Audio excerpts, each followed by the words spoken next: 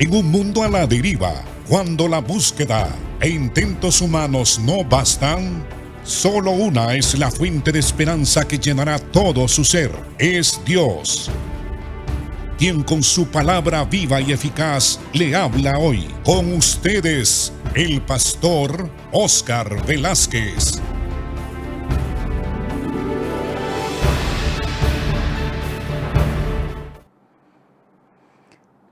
Continuamos, amados hermanos, hablando sobre la ciencia de la oración.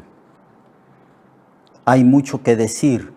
La mayoría de nosotros, los pastores, los evangelistas y maestros, hablamos mucho sobre la oración. Quizás hayan hermanos en las iglesias que digan, demasiado hablan sobre la oración. Pero no es demasiado. Por mucho que hablemos de la oración, nosotros entendemos que debemos de hablar porque eso es fundamental para mí en cuanto a mi experiencia y mi criterio. El éxito de la vida cristiana depende de dos cosas. Depende de varias cosas, pero de dos cosas importantes: la oración y la obediencia a la palabra de Dios. Así que continuamos hablando de la oración y lo que la Biblia enseña respecto a la oración. Debemos de orar también con gran intensidad. La oración debe hacerse de forma intensiva. Por esa razón Jesús, cuando oraba, para tener esa libertad de orar, porque los israelitas oraban no como nosotros con el pensamiento. Ellos expresaban la oración, hablaban con Dios. Y a veces la oración de los israelitas, como la oración de Cristo, era más y más intensa, y por eso se dice de Jesús que él oraba con clamor, con gran clamor. Y hablando de su estado emocional, con lágrimas. Eso está escrito en el capítulo 5 del libro de Hebreos, versículo 7, donde se dice que Jesús como sacerdote intercedía. Y dice, y Cristo en los días de su carne, o sea, en los días que estuvo aquí en la tierra, en los días de su encarnación, ofrecía ruegos y también súplicas al Señor. Eso lo hacía en la madrugada y muy entrada la noche. Y dice que ofrecía ruegos porque él tenía que ofrecer sacrificios espirituales como sacerdote de Dios, ruegos y súplicas con gran clamor y lágrimas al que lo podía librar de la muerte. Y el Señor fue oído, fue escuchado a causa de su temor reverente. Porque aunque él era hijo de Dios, por lo que padeció, aprendió la obediencia. Es decir, que aún en el padecimiento, en el sufrimiento, en el sacrificio de su propia vida, él fue obediente. Y habiendo sido perfeccionado, vino a ser autor de eterna salvación para todos los que lo obedecen. Y fue declarado por Dios sumo sacerdote según el orden de Melquisedec. La oración intensa. No todo el tiempo tenemos una oración intensa, pero todos hemos tenido experiencias de una oración así. Cuando estamos pasando pruebas muy graves, dolor y sufrimiento muy intenso, entonces elevamos nuestra intercesión, oramos más y el sufrimiento nos hace gemir y clamar y derramar lágrimas. Esa sensación de peligro sobre un ser querido, sobre la familia, hace que el padre y la madre de la familia clamen así. Entonces, tenemos en Cristo el ejemplo de cómo orar. Él es el que nos enseña. Además, toda oración, hermano, debe de hacerse dentro del marco de la voluntad de Dios. Debe de hacerse en armonía con la voluntad de Dios. San Juan capítulo 5, verso 14. Dice así: esta es la confianza, dice el apóstol Juan, que tenemos en Cristo, que si pedimos alguna cosa conforme a su voluntad, Él nos oye. Y si nosotros sabemos que Él nos está oyendo en cualquier cosa que nosotros le pidamos, sabemos también que tenemos las peticiones que nosotros le hayamos hecho. Eso es una promesa maravillosa. Juan está diciendo que tenemos gran confianza cuando oramos al Señor, pero cuando oramos conforme a su voluntad. Es por esa razón que usted y yo, hermano, hermana, debemos de escudriñar las Escrituras sobre el tema de la oración, porque puede ser que usted y yo estemos orando, pero no lo estemos haciendo de una manera correcta. La ignorancia no es buena. La ignorancia es un defecto de carácter. El mundo pretende orar a Dios, pero no lo hace de una manera correcta. Lo hace a través de la idolatría, a través de ídolos. Así que tenemos que aprender lo que la Biblia enseña respecto a la oración. Toda oración que usted y yo hagamos al Señor en el nombre de Jesucristo, lo deberíamos de hacer conforme a la voluntad de Dios. Eso implica que usted y yo tenemos que leer la Biblia, escudriñar la Biblia. Tenemos que escuchar a los pastores con atención y que tenemos que atesorar todas las enseñanzas, porque en la Biblia se nos dice que nosotros debemos de hacer lo que Él nos manda. Esa es la voluntad de Dios expresada en las Escrituras. Tenemos que orar, pero ¿cómo oro? Señor, yo quiero orar más y más a ti, pero enséñame. Quiero orar conforme a tu voluntad. Entonces tenemos que leer las Escrituras. La ignorancia no es una excusa, es un pecado. Ahora tenemos acceso a las Escrituras. En las librerías tenemos acceso a enseñanzas de grandes teólogos y maestros de las Sagradas Escrituras.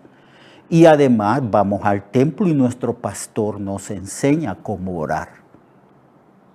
Debemos de orar conforme a la voluntad de Dios. Porque si usted y yo oramos y no tomamos en cuenta la voluntad de Dios, el Señor nos escucha, pero no nos da lo que le pedimos, porque no estamos orando correctamente. Es lo que dice Santiago en el capítulo 4. Santiago capítulo 4 y versículo del 1 al 3. Santiago, al hablar sobre la oración, porque Santiago enseña mucho sobre la oración, dice: ¿de dónde vienen las guerras y los pleitos entre vosotros? Él está hablando a personas que dicen que son cristianas, que se congregan y que están en pleitos.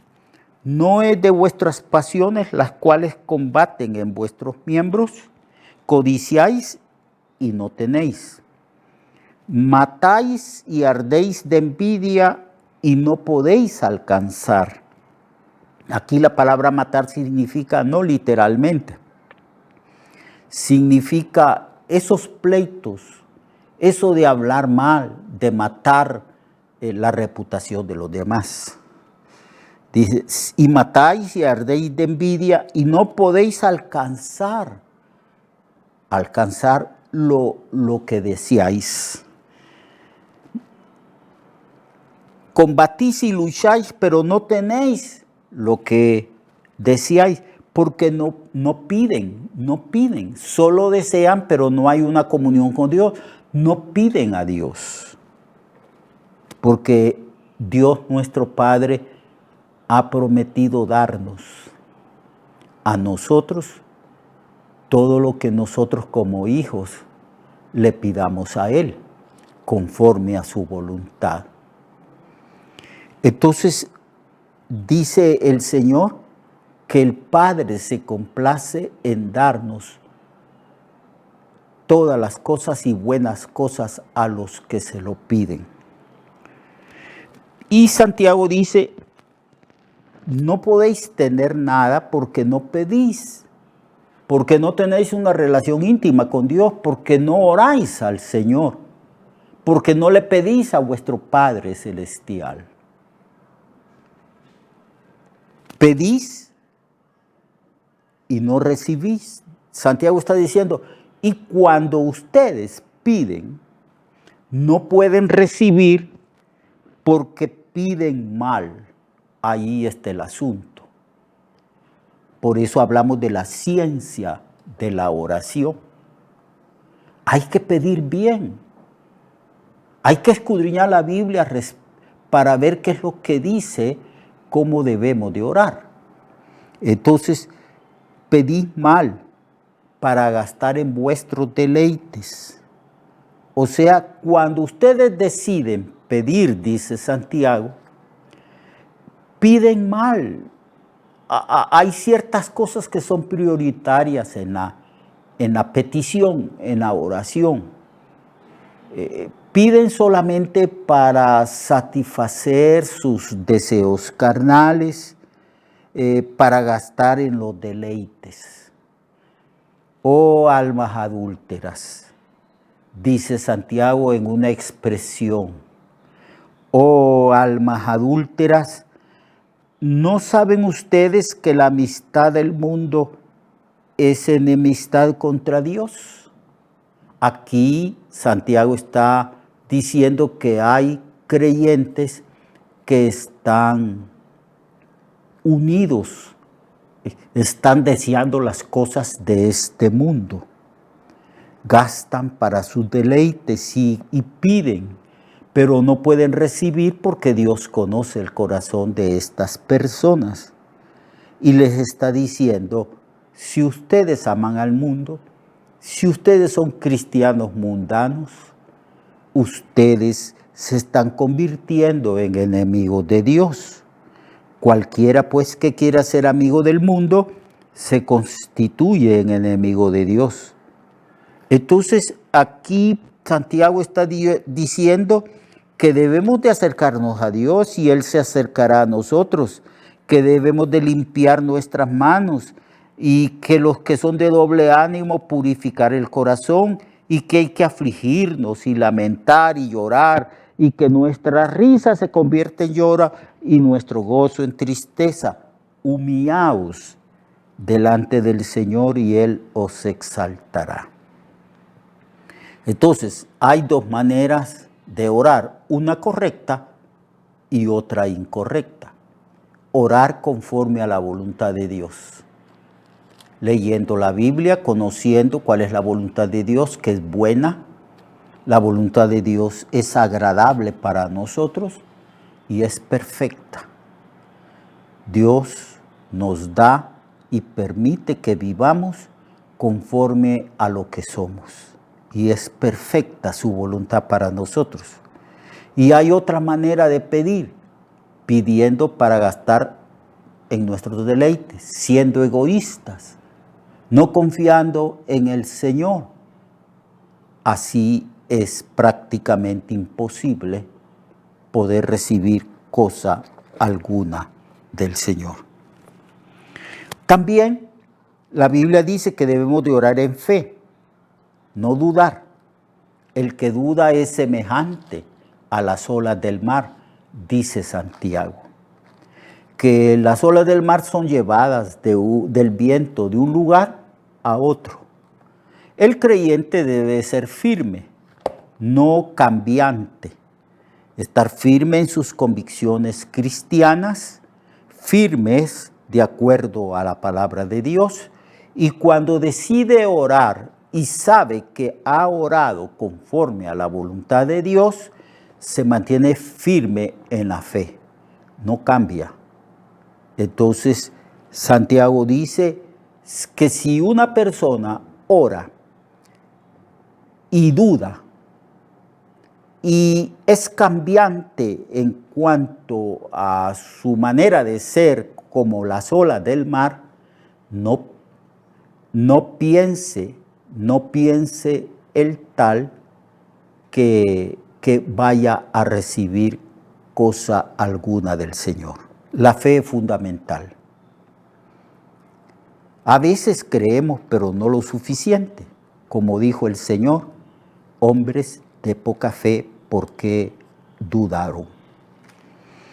Y una de las formas de acrecentar nuestra fe para permanecer firme cuando pedimos al Señor es leyendo la Biblia.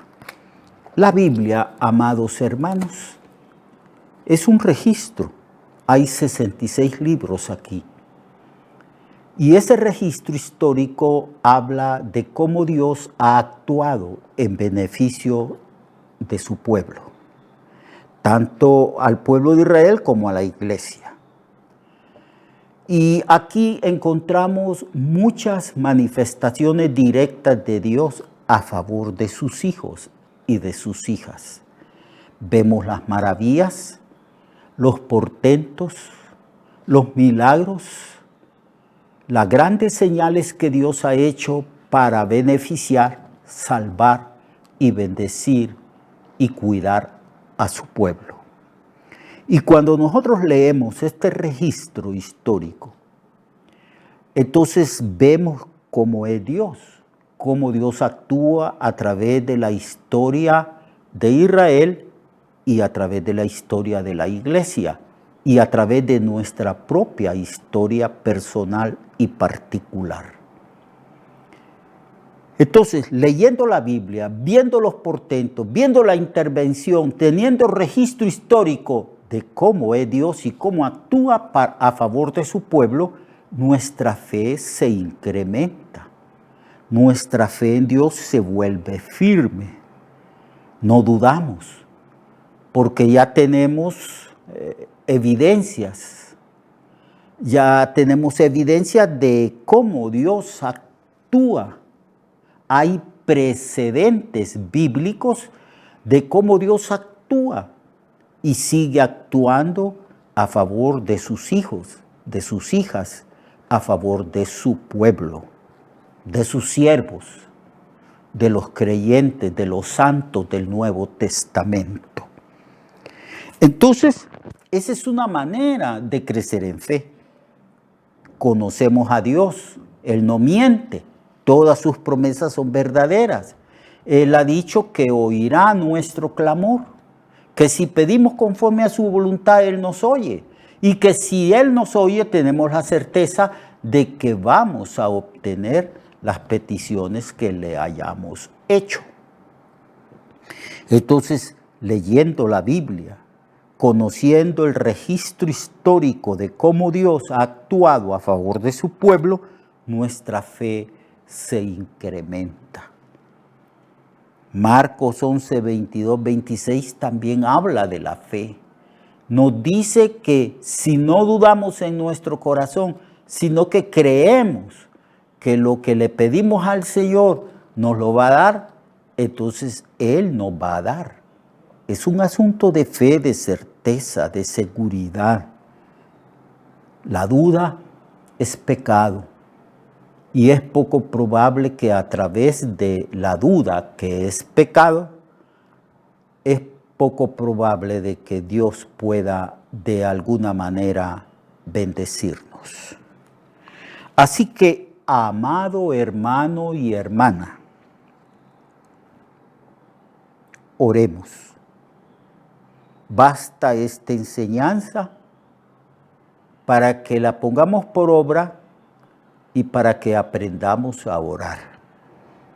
No se le olvide que la primera actividad de la vida diaria de los creyentes en este tiempo, en nuestra cultura y en este tiempo de ajetreo, de correr de un lado a otro, la forma correcta de orar es que despertamos y ahí, si es posible, en el borde de nuestra cama, nos pongamos de rodillas y empecemos a interceder.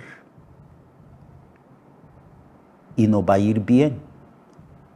Y no tendremos esa excusa que no es válida al decir que no oramos porque no tenemos tiempo.